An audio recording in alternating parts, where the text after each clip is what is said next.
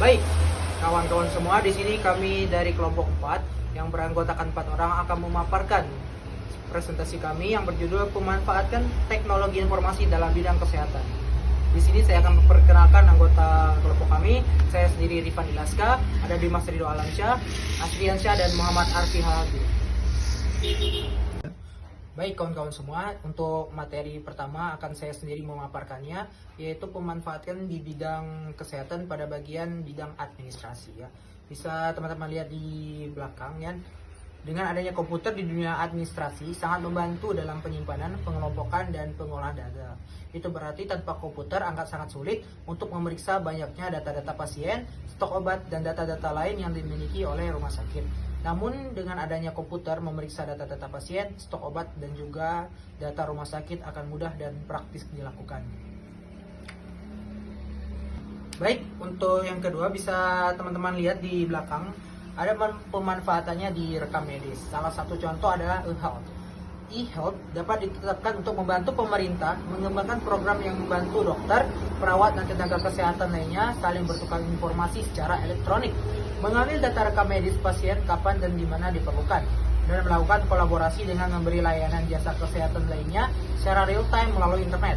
Layanan kesehatan seperti ini akan memberikan banyak sekali penghematan dari sisi biaya, dokumen, dan administrasi layanan, dan memberikan keuntungan pemberian keputusan layanan kesehatan yang terbaik kepada pasien yang lebih cepat. Nah, untuk pemaparan materi berikutnya akan disampaikan oleh rekan saya. Baik, selanjutnya saya akan menjelaskan materi tentang bidang farmasi.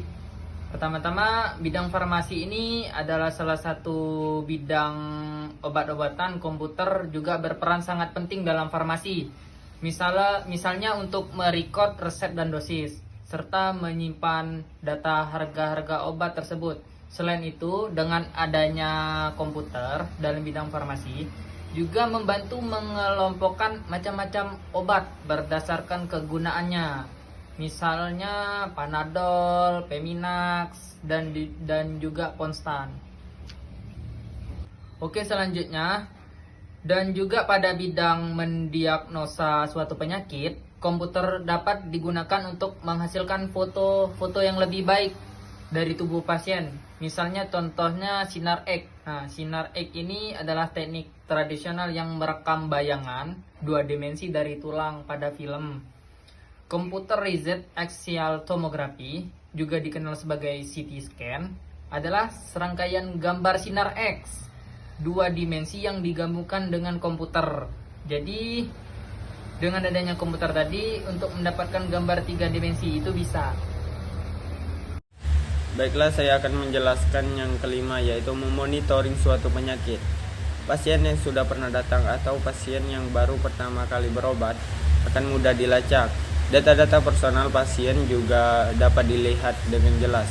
Selain itu, dokter ataupun perawat dapat melihat rekaman hasil pemeriksaan, keluhan, dan riwayat penyakit sebelumnya yang pernah diderita oleh si pasien. Tanggal kedatangan pasien terakhir kali berobat, rekod resep yang pernah diberikan, dan masih banyak lagi. Yang keenam yaitu penelitian. Penelitian ilmiah yang sering dilakukan dalam bidang kesehatan sangatlah bergantung pada komputer. Penggunaan komputer dapat memaksimalkan hasil penelitian karena dengan adanya komputer, peneliti dapat ditelusuri lebih dalam dan lebih detail. Misalnya menelusuri untuk mendeteksi bakteri atau virus, pendeteksi DNA, dan lain sebagainya. Assalamualaikum warahmatullahi wabarakatuh. Perkenalkan, nama saya M. Harfi Al-Habib. Baik, saya akan melanjutkan materi selanjutnya. Dampak positif perkembangan teknologi terhadap kesehatan. Teknologi komputer, misalnya, banyak mengubah alat-alat kedokteran. Semua informasi medis, termasuk dihasilkan dari sinar X, tes laboratorium, dan monitor detak jantung. Sekarang ini dapat mentransmisikan ke dokter lain dalam format digital.